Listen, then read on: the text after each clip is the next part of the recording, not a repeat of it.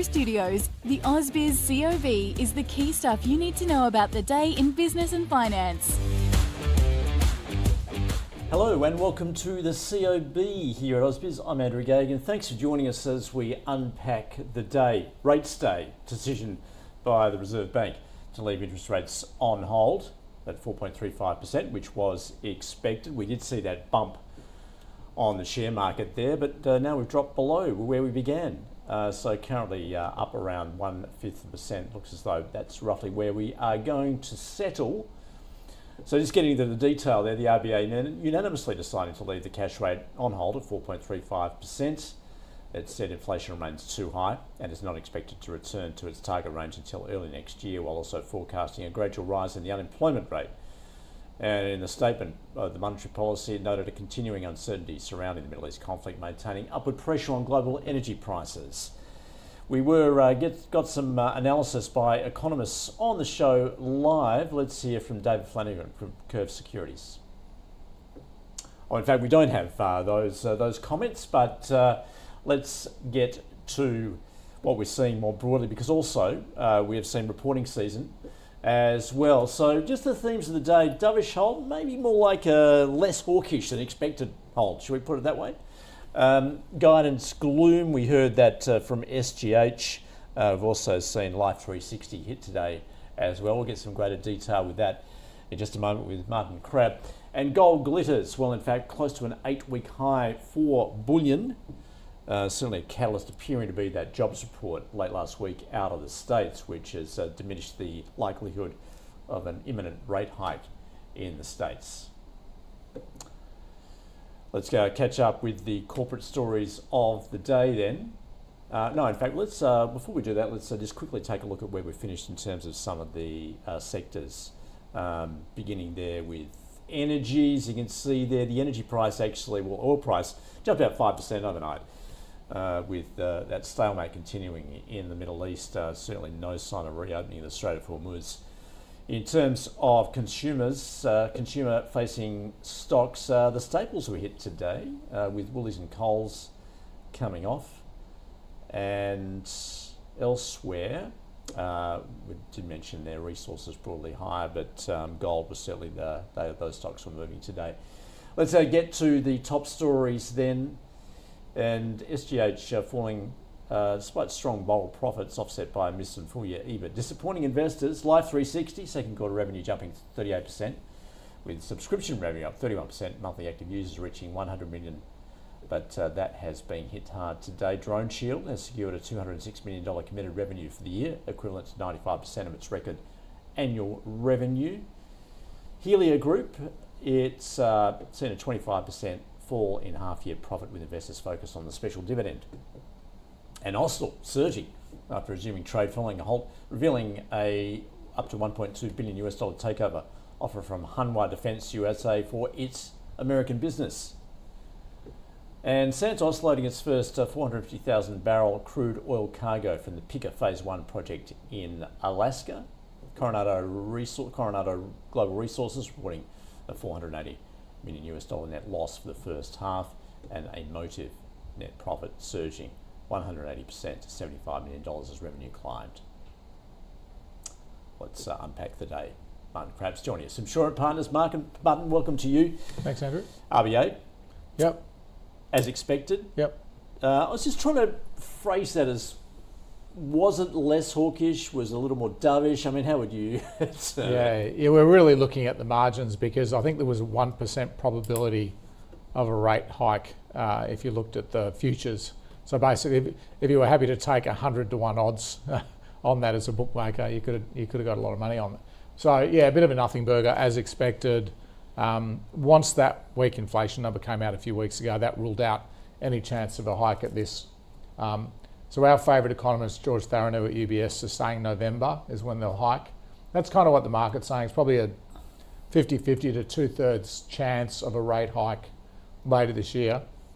And obviously, just listening to the press conference and the question and answer session we just had there, Andrew, live on your show, she's saying the next move is up. We're prepared to go up. We're going to watch the data. There's still the impact of the 3 rate hikes we had earlier in the year. they're still acting on the economy. We are seeing a little bit of softness in the housing market, but we don't know where that's going to go. So he talked a lot about the speed limit, and I think this is a good way to characterise the Australian economy. It's got a speed limit. There's a rate at which it can't grow at without causing inflation. And in the past, that's been helped by labour productivity and immigration. Both of those have been growing 1 to 2% a year, giving you a sort of 4% speed limit. So you can grow your nominal GDP at 4 without inflation. Productivity is negative, the way they measure it, and everyone's cutting their immigration forecasts. It seems both sides of politics are now moving away from immigration. So the speed limit on the economy's come way down. So it's like you're driving your car on the freeway and then all of a sudden you go into a country town, you've got to slow down to half the speed, otherwise you cause an accident. And that's what she's saying about the economy. The speed limit's really slowed, and so they need to be conscious that things like fuel prices and minimum award wages are going up by 5%. I just spoke to some guys who are over in the West talking to all the gold miners. Their costs are growing at 20 to 40% per annum at the moment because they just can't get materials and labour. So there's plenty of cost pressures out in the economy. So the speed limit's slowed down, there's cost pressures in the economy. They have to be on the front foot to hike rates if they need to. Yeah, and look, Michelle Bullock was asked that question, whether she sees it as a 50-50 proposition in terms of being evenly balanced between the prospect of a rate hike or cut to come. Yeah. And she has said, look, the inflation risks are still skewed to the upside. So you would figure that perhaps more likely to have to hike again. Yeah, and that's exactly what the futures market's saying. The futures market doesn't have any cuts priced in it at all. Yep. It probably has a hike and then a pause and then a cut as the economy slows down. That's kind of the shape of it. You can see it sort of peaks in early part of next year, then it starts to fade. That's saying there's a hike, they slow the economy down, and then they can move rates back to where, because they said they're restrictive now, 435. So the non-restricted level is probably 4.1 or even 385. So that's probably where they're going to go. We've just got to get through this period where the economy's too strong, there's too much price pressure. Let's slow the thing down, let's get the housing market down, and then let's get rates back to a more normal level. All right, given that handbrake that you talk of the economy, how tough does that make it for business to grow their profits? Yeah, look, I think if the RBA does hike again, it makes things very, very tricky. And I think some industries, they're just absolutely killing it. So anyone to do with AI CapEx, so all the contractors and equipment importers that are building out the data centres, they're absolutely killing it. Those businesses that are selling to older and more affluent Australians, because superannuation, cash rates at a reasonable level, household cash deposits are growing at 9% per annum. So there's plenty of cash out there if you're selling to affluent Australians or older Australians, and if you're doing capex around the AI build out. Outside of that, it's really, really hard. I think it's really tough for small business. I think it's really tough for retailers. I think if you're selling to less affluent Australians and you're not involved in the capex dollars, it is tough out there, and I think it gets tougher. And the real estate, you've got to say, real estate looks pretty ugly. We had numbers from both NAB and Westpac, and they both said mortgage applications were down 15 to 20%. We've got CBA tomorrow. You'll get a similar message there. So I think it's getting tougher out there, Andrew. How's that been reflected in reporting season, you think? We're just getting going. In fact, you are highlighting that perhaps it's not until next week and the week after that we really get the solid number of results there. Yeah. But I guess that the key is going to be, are those companies prepared to issue guidance at the moment?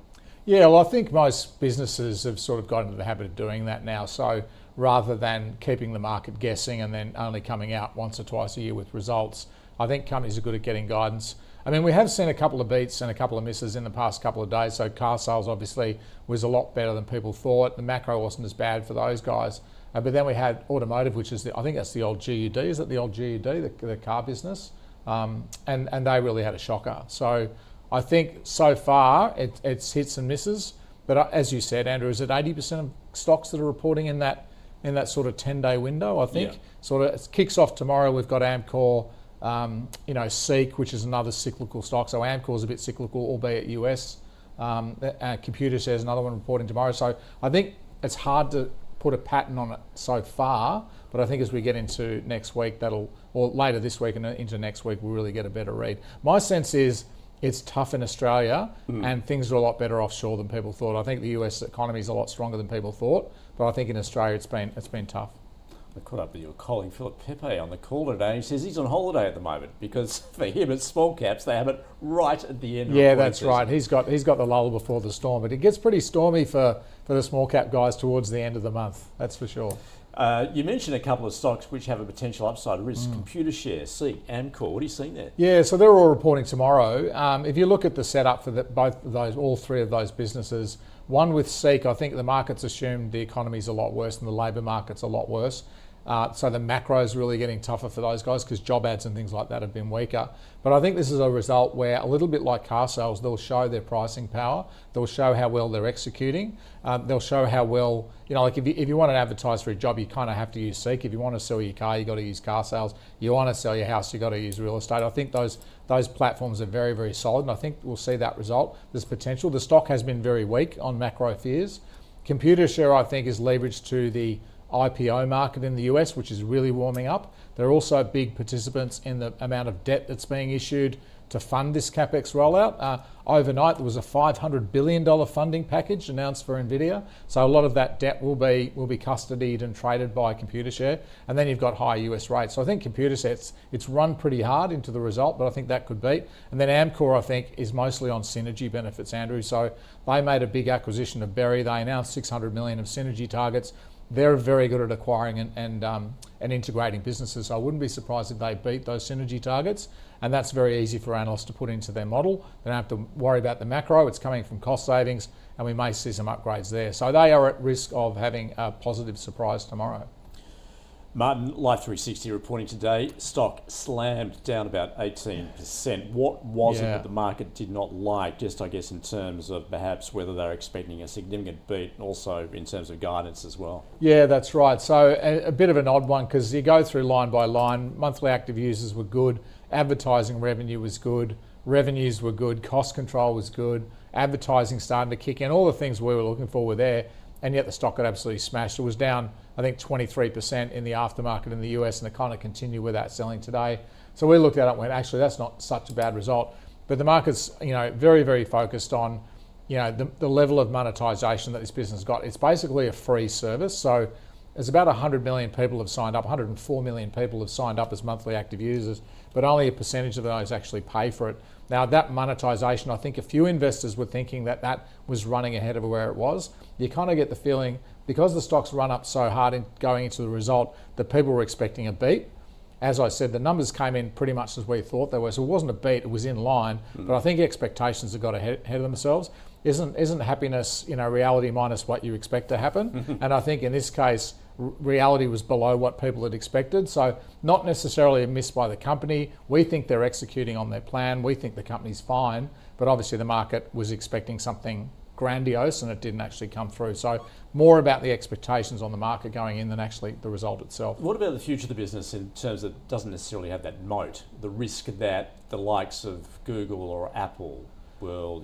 Find My Phone's been around forever. I think the challenge or the opportunity and the challenge for Life360 is adding more functionality. They've got a pets service. They've got a specific service for the elderly. So if you've got an elderly relative and they fall over, you can get detected if the pet goes missing. We all love our fur babies, right? So the pet ownership's another sort of positive thing. And just I think these family circles where you can get groups of people all connected to each other so they can check out where their mates are and things like that. I think there's some really strong monetization stories and advertising revenue opportunities for 360. But it's one of those stocks that trades more around expectations than any stock I can remember. If it misses, it goes down by 15. If it beats, it goes up by 15. So not for the faint-hearted, Andrew, but one I think if you look through the noise, we still like the long-term outlook for this business. Martin, enjoy reporting season. Thank you for joining us from Insurer Partners. Always a pleasure. Well, let's now turn to our stock of the day, which was Life360. We got analysis from our experts, Philip Pepe from Insurer Partners and Kevin Robinson from Team Invest.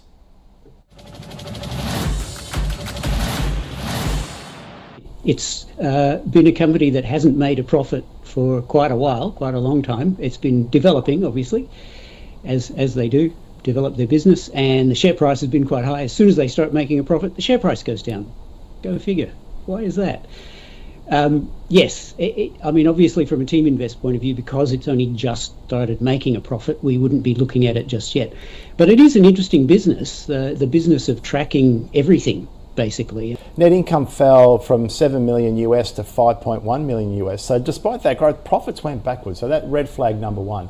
The stock had surged almost 50% in the 3 months leading up to this result. So the market was expecting something, but it was down 20% for the year. So people are trying to trade this stock around events. And clearly someone thought, or people thought there was some sort of upgrade coming or a beat coming, didn't get it. So buy the rumour, sell the fact, and if you got out on open, then you traded that profitably. I can't do that. You're a better stock picker than me.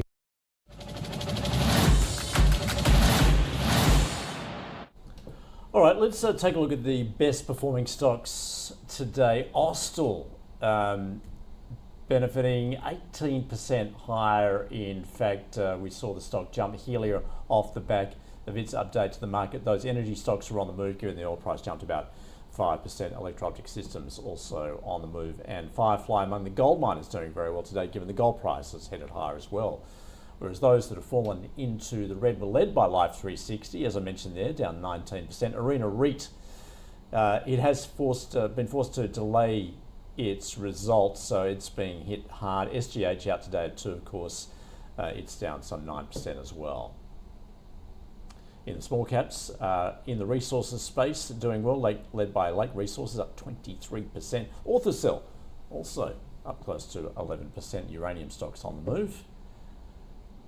Whereas Coronado Global, that was out with its result today, off more than 9%. And we also saw other stocks in the resources space hit, including Sky Metals in the tin space. Turning to what is out overnight in the US existing home sales, and in terms of earnings, which are getting pretty close to the end of earnings season now in the States, Supermicro Computer and Firefly Aerospace. And ahead tomorrow, of course, reporting season continuing with a big one. Commonwealth Bank will be across that. We'll be speaking to the Chief Executive, Matt Common. We'll also hear from AGL Energy, Computershare, Seek and Suncorp. All right, so let's recap where we're finishing on this Tuesday. Rates day, close to 150% high. We did see that peak at 2:30 when the interest rate decision was made to leave rates on hold as expected. That is the COB. Thanks for watching and listening.